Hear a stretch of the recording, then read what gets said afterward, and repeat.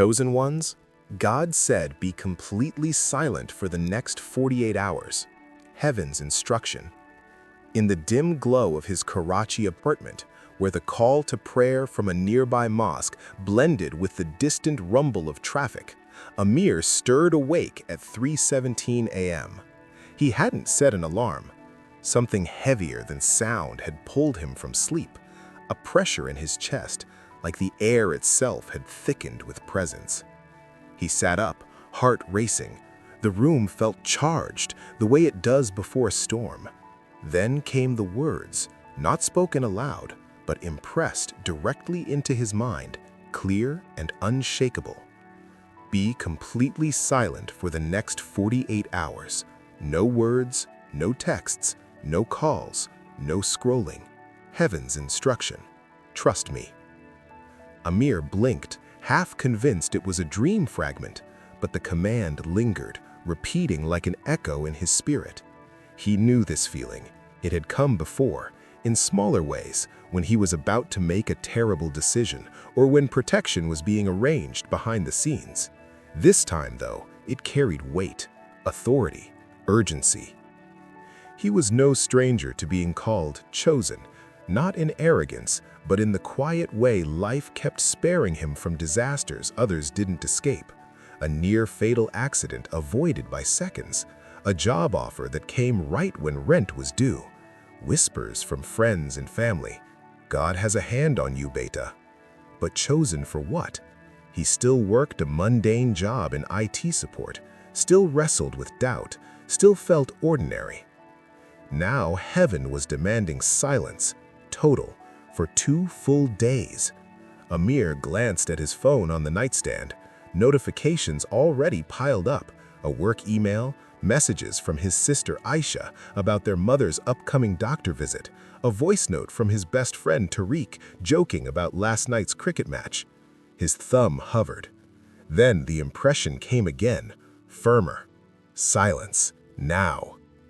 He powered the phone off completely and placed it face down in the drawer. His stomach twisted. What if something urgent happened? What if his mother needed him? What if this was just his anxious mind playing tricks? But deep down, he knew.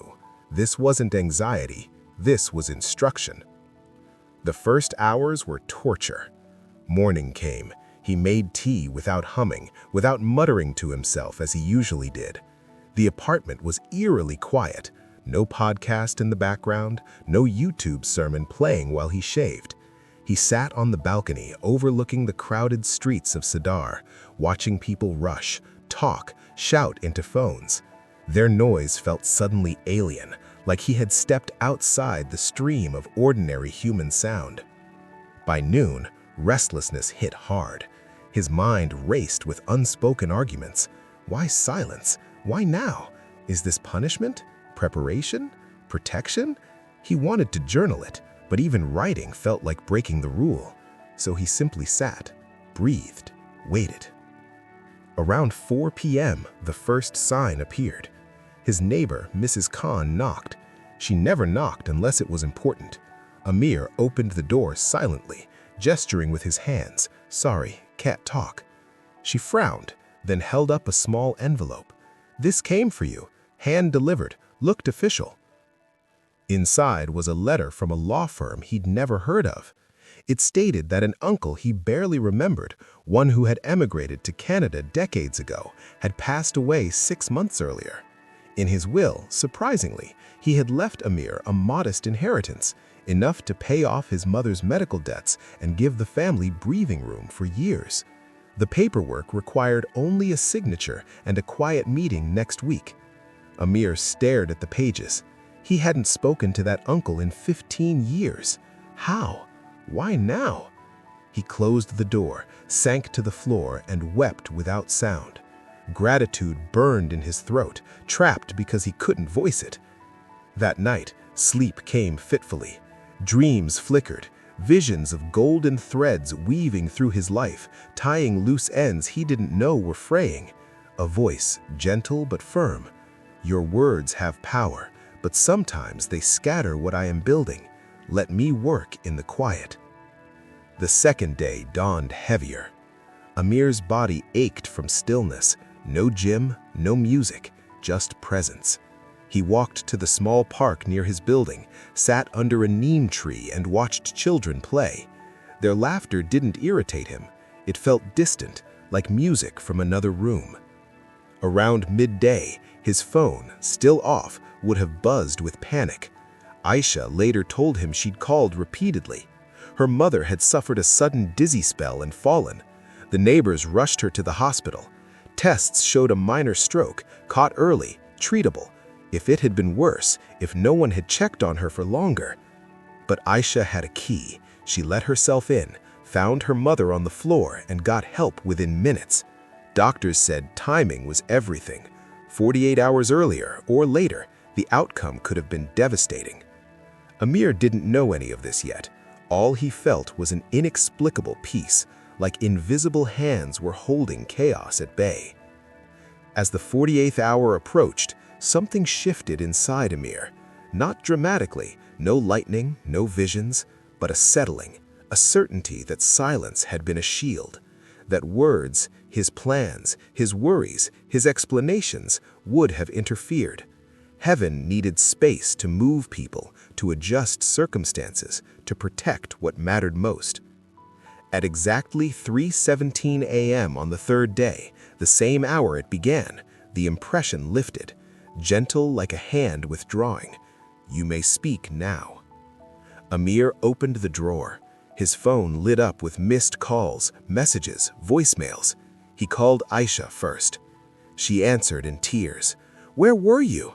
Ami, she's okay now, but it was bad. We needed you." "I'm sorry," he whispered, hoarse from disuse. I was told to be silent for 48 hours. I didn't know why." There was a long pause. Then Aisha laughed through her crying. "You and your spiritual things. But the doctor said if we hadn't found her when we did. Anyway, she's asking for you." Amir went straight to the hospital. His mother looked small in the bed, but her eyes lit when she saw him. She reached for his hand. "You didn't call," she said weakly. "I couldn't," he replied. "God told me to stay quiet. I think he was keeping me out of the way so others could help you faster." She searched his face, then squeezed his hand. "Then thank him for me." Later that week, at the lawyer's office, Amir signed the papers. The inheritance wasn't massive, but it was exact. Enough to cover the hospital bills piling up and more. Enough to let his mother rest without worry. In the months that followed, Amir changed. Not dramatically. He still worked, still laughed with friends, but his words became fewer, more measured. He listened more. He prayed before speaking. He learned that silence wasn't emptiness. It was space for heaven to arrange what words could never force. And sometimes, late at night, when the city quieted, he would sit on his balcony and remember those 48 hours, not as punishment, not as a test, but as heaven's instruction. A reminder that the chosen are not always called to shout. Sometimes they are called to hush, so the real miracles can unfold undisturbed. And in that hush, God moves. In the bustling heart of Karachi, where the humid sea breeze from the Arabian Sea mingled with the ceaseless honking of rickshaws and the aromatic wafts of street-side biryani vendors, lived a man named Haider. At 32, he was neither rich nor poor, neither saint nor sinner, just an ordinary soul navigating the chaos of urban life. By day, he troubleshooted glitchy networks for a mid-sized tech firm in Clifton, his fingers dancing over keyboards in a windowless office that smelled faintly of stale coffee and printer ink. By night, he retreated to his modest apartment in Sadar, a two-room haven cluttered with books on spirituality, half-read novels, and the occasional cricket memorabilia from Pakistan's glory days. Haider had always felt a subtle pull toward the divine, like an invisible thread tugging at his sleeve. His mother, a devout widow named Fatima, had raised him on stories of prophets and miracles, whispering prayers over his forehead during childhood fevers. "Allah has chosen you for something special, beta," she'd say, her eyes gleaming with unshakable faith. Hyder smiled at such notions, but deep down he wondered. Life had spared him in peculiar ways, dodging a collapsing balcony during the 2005 earthquake by mere minutes, landing a job interview the day after his father's untimely death left the family in debt, even escaping a mugging unscathed when the thief suddenly fled as if startled by an unseen force. Friends teased him as the lucky one, but Hyder sensed it was more, perhaps a quiet guardianship, a heavenly oversight. It was on a sweltering January night in 2026, amid the flickering neon lights of his neighborhood, that the instruction arrived. Hyder had collapsed into bed early, exhausted from a day of endless client calls. The clock on his wall ticked past 2:55 a.m., the city outside humming with its nocturnal rhythm. He awoke abruptly, not to noise, but to a profound stillness that pressed upon him like a weighted blanket. His chest tightened, his breath shallow. Then the words formed, not in his ears, but etched into the core of his being, resonant and undeniable. Chosen one, be completely silent for the next 48 hours. No words spoken, no messages sent, no screens to distract. Heaven's instruction. Trust in me and watch what unfolds. Hyder bolted upright, sweat beading on his forehead despite the ceiling fan's lazy world. Was this a hallucination? A remnant of the spicy kebab he'd eaten for dinner? He reached for his phone instinctively, thumb hovering over the screen to search spiritual visions or text his sister Aisha for reassurance. But the command echoed again, firmer this time, like a parental hand halting a child's impulsiveness. Silence, now. He set the phone down, heart pounding. The apartment felt alive, charged with an energy he couldn't explain. Hyder paced the small living room, his bare feet padding softly on the cool tile floor. Questions flooded his mind. Why me? Why silence? What if work calls? What about his mother's weekly check-in? She was frail now, her arthritis worsening, and Aisha, living across town in Gulshan-e-Iqbal, handled most of the caregiving. Hyder's role was the quiet supporter, the one who wired money, offered advice, and visited on Fridays with groceries and stories from the office. But obedience tugged at him stronger than fear. He powered off his phone, tucked it into a drawer beneath stacks of old bills, and sat cross-legged on the prayer mat his mother had gifted him years ago. The first azan of Fajr prayer echoed from the mosque minaret, a haunting melody that usually prompted him to murmur along. Tonight, he listened in absolute quiet, letting the words wash over him without response. The dawn broke with a golden haze over the city skyline, but Hyder's world had shrunk to silence. He brewed tea in the kitchen, the clink of the spoon against the cup his only companion. No radio blaring morning news, no habitual scroll through X posts about politics or cricket scores. He dressed for work, but paused at the door. How could he function in an office without speaking? The instruction was clear, complete silence.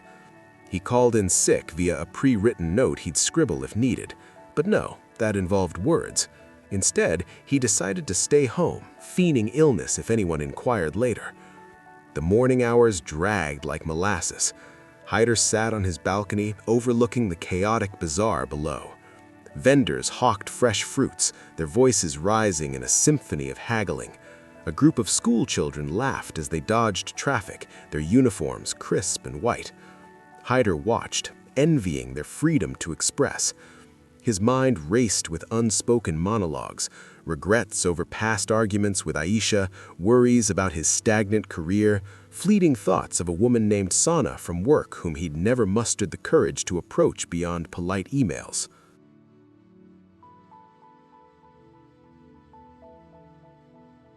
By midday, the heat intensified, and so did the internal storm. Hyder's stomach growled, but cooking felt mechanical without his usual self-narration. He prepared a simple meal of dal and roti, eating slowly, savoring each bite as if rediscovering taste. Then a knock shattered the quiet, sharp and insistent. It was his neighbor, Uncle Rahman, a retired clerk with a perpetual frown and a fondness for gossip. "Hyder bhai, you home? Saw your light on last night. Everything all right?" Hyder opened the door, nodding silently, gesturing to his throat as if it were sore. Uncle Rahman raised an eyebrow. "Cat got your tongue? Anyway, this came for you. Courier left it with me." He handed over a thick envelope sealed with official stamps. Hyder retreated inside, tearing it open with trembling hands. It was from a law firm in Toronto, Canada. The letter detailed the passing of his distant uncle, Jamal, a man Hyder had met only once as a child during a family wedding. Jamal had built a quiet fortune in real estate abroad, childless and estranged from most relatives. In his will, dated just months before his death, he had bequeathed a significant sum to Hyder, enough to clear the family's lingering debts, fund his mother's treatments, and perhaps even start that small tech consultancy Hyder had dreamed of. "For the nephew who reminds me of my younger self, resilient and kind," the note read. Hyder's eyes widened. He hadn't thought of Uncle Jamal in years. How had this happened? Coincidence or something orchestrated in the silence? He sank into a chair, tears streaming down his face, unvoiced sobs shaking his shoulders. Gratitude swelled, but with no outlet, it deepened into a profound, wordless communion, a prayer without syllables. As afternoon faded into evening, the silence began to transform. What started as restraint evolved into revelation. Hyder wandered to the nearby park, a patch of green amid concrete towers, where pigeons cooed and elderly men played chess under banyan trees. He sat on a bench, observing. A young couple argued nearby, their words sharp like daggers, escalating over trivialities. Hyder saw himself in them. How often had his own tongue sparked unnecessary fires? Across the path, a street performer juggled balls in rhythmic quiet, his focus unbroken by chatter. Inspiration struck, silence as strength, not weakness. That night, sleep eluded him. Dreams came in fragments, golden light weaving through Karachi's labyrinthine streets, mending broken paths. A voice, soft yet commanding, "Your words have built walls, Hyder. Let me dismantle them in the quiet. See what rises in their place." He awoke refreshed, though weary, sensing the divine architecture at work. The second day dawned with rain, a rare monsoon burst in January, turning the streets into rivers. Hyder stayed indoors, the patter on his window a soothing soundtrack. Boredom crept in, tempting him to cheat, just a quick text to Aisha perhaps, but resolve held. Instead, he meditated, delving into memories, his father's death from a sudden heart attack when Hyder was 18, forcing him to abandon university dreams for immediate work, the guilt of not being there that day, the unspoken grief that had silenced parts of his soul long before this instruction. Around noon, another interruption, a frantic banging on the door. It was Aisha, soaked from the rain, her face etched with panic.